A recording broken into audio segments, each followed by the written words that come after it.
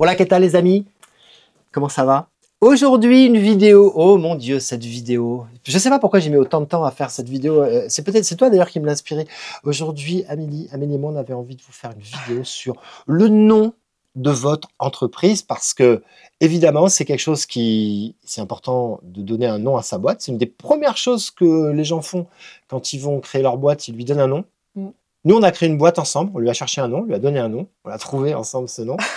On avait un cahier des charges, voilà, et ok, on a trouvé un nom. Donc, une agence s'appelle Opal. Et évidemment, vous avez créé une boîte aussi et vous cherchez un nom pour votre boîte. En France, une grosse majorité des boîtes, pour le naming, c'est le nom c'est le métier. Les initiales. Ouais, les initiales avec suivi du métier. Ouais. Par exemple, si j'étais coiffeur, ça serait Laurent Aubel à la coiffure ou à elle coiffure. Ouais. Ça. Donc, et ça, c'est très courant. D'ailleurs, j'ai failli m'appeler à la couverture. Mais ça faisait la couverture. Je dis, oh, bah non, ça va pas. On a tous pensé à ça et énormément le font. Moi, j'ai un copain à moi qui est réseau Couvreur Occitan qui s'appelle Christophe. Bah, sa boîte, c'est CB Couverture. Et bah, c'est normal d'y penser. Et c'est quelque chose qui est tout à fait normal. Mais en fait, alors, pourquoi on parle du nom? Parce qu'en fait, aujourd'hui, choisir le nom de son entreprise va avoir un impact sur le référencement de votre boîte sur Internet. On ne va pas se mentir. Clairement. Clairement. Et c'est pour ça que c'est tentant de ne pas s'embêter, se dire on va prendre le mot-clé, le nom, AL Plomberie, par exemple. Ouais. Et on va se dire on va rajouter nos initiales pour personnifier un petit peu le truc. Mais le problème, c'est que ça fait des entreprises qui ne sont pas très reconnaissables et ça va être dur d'ancrer le nom de votre boîte dans la tête de vos futurs clients. Le seul point positif dans le fait de s'appeler AL Plomberie, c'est qu'au moins, vous avez votre métier dans le nom de votre boîte. Ouais. Et ça, à la limite, pour les gens qui cherchent sur Google, ça peut marcher, sauf que sur Google, on cherche rarement plomberie, on cherche plutôt un plombier. Donc, il vaudrait mieux s'appeler plombier. D'un point de vue sémantique, au final, on ne sera pas sur une requête exacte, donc c'est un peu une fausse bonne idée, au final. Et en fait, je vais vous faire une confession. J'ai un concurrent que je déteste. Je le déteste vraiment. Vous savez pourquoi je le déteste? Parce qu'il a été tellement plus malin que moi. Et j'aime pas les gens qui sont plus malins que moi.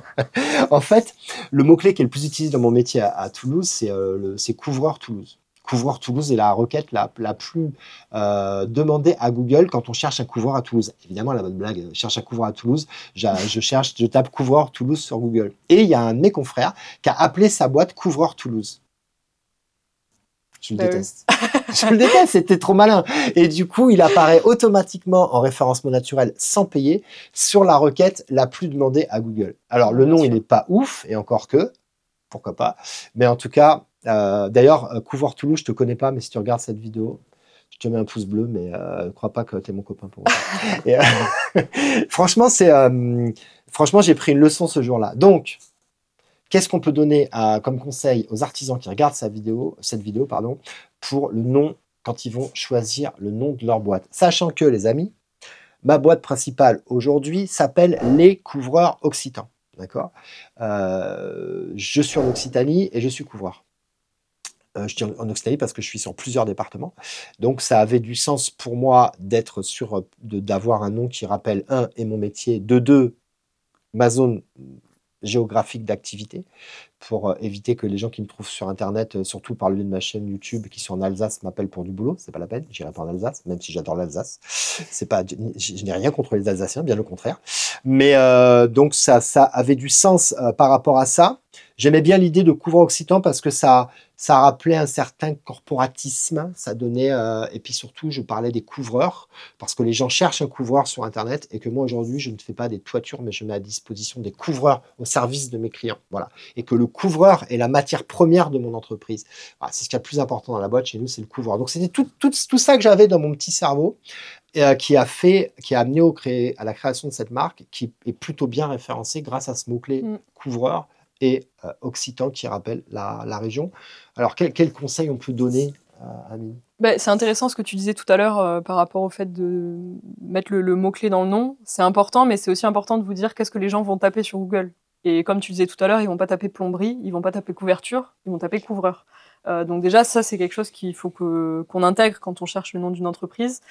Le deuxième point sur lequel il faut faire attention, c'est de vérifier quand même si le nom de domaine du nom que vous aurez peut-être choisi est disponible. Donc le nom de domaine, ça sera l'adresse URL de votre site internet. Ça serait dommage que vous passiez des heures et des heures à réfléchir à un nom pour au final en sélectionner un qui vous paraît pertinent si au final vous vous rendez compte que vous avez déjà quelqu'un qui possède ce nom de domaine. Ça peut être embêtant, c'est un petit détail, mais il faut y penser Ouais. avant de se fixer sur une réflexion. Donc ouais, faire attention aux intentions de recherche et vérifier la disponibilité du nom de domaine, d'avoir une incitation aussi sur la géolocalisation, comme toi avec les coureurs occitans, c'est quelque chose qui est intéressant, comme ton On parle plus de concurrent lui, mais c'est vrai. coureur Toulouse. Coureur Toulouse, c'était hyper pertinent. Ouais. Donc ouais, c'est vraiment des aspects intéressants à prendre en compte.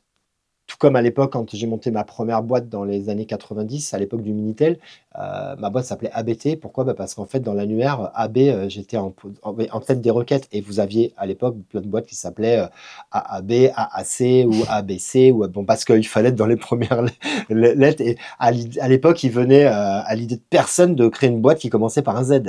On se serait jamais appelé Zéro Production. On était sûr d'être zéro pour le coup et de se retrouver à la fin de la liste. Donc aujourd'hui, évidemment, l'ordre alphabétique, oubliez-le, puisque pour le coup, ça ne fonctionne plus. Voilà, ça n'a plus aucune importance. Mais il y a d'autres choses dont vous devez tenir compte. Bien sûr, votre métier, mettez-vous à la place des gens qui vont taper la requête. Et le conseil que je vous donnerais, et c'est le conseil que j'ai appliqué par moi-même, c'est que je posais la question à tout le monde, en fait, de mon entourage, des gens qui n'étaient pas du métier. Dis donc, si toi, demain, tiens, tu habites à tel endroit, tu as une fuite sur ton toit, tu appelles quoi? Tu tapes quoi sur Internet? Et là, c'est curieux parce qu'il y en a qui tapent vraiment des fois des requêtes bizarres. Mais ça fait du bien de demander à des gens qui ne sont pas du métier et ça va vous permettre de vous situer. Nous, on est du métier, donc on a une déformation professionnelle. Ouais, ça vous paraît évident de vous dire... Et d'ailleurs, ça vous paraît évident, mais finalement, c'est probablement pas toujours le comportement réel des clients. Donc, c'est un bon conseil que tu donnes, de demander aux gens qu'est-ce que vous chercheriez pour résoudre tel problème chez vous.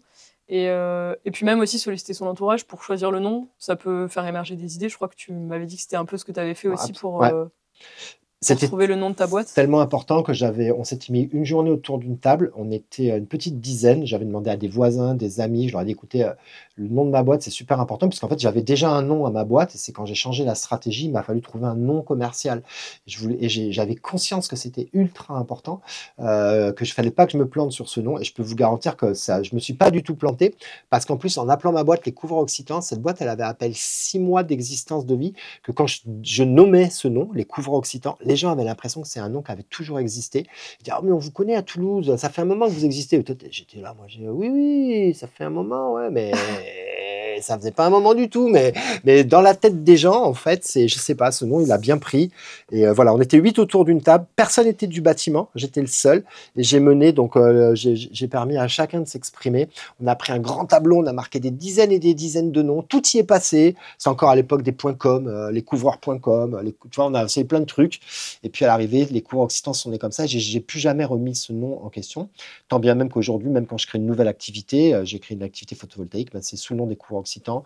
Gouttière Habillage Occitan, en fait, c'est sous le nom des couvreurs occitans. Et toutes mes boîtes ont cette enseigne des couvreurs occitans parce que voilà, aujourd'hui, c'est une marque très reconnue, connue et reconnue comme à Toulouse, en plus comme une boîte qui fait de la qualité. Mais ça n'a rien à voir. C'est grâce au boulot quotidien de nos équipes.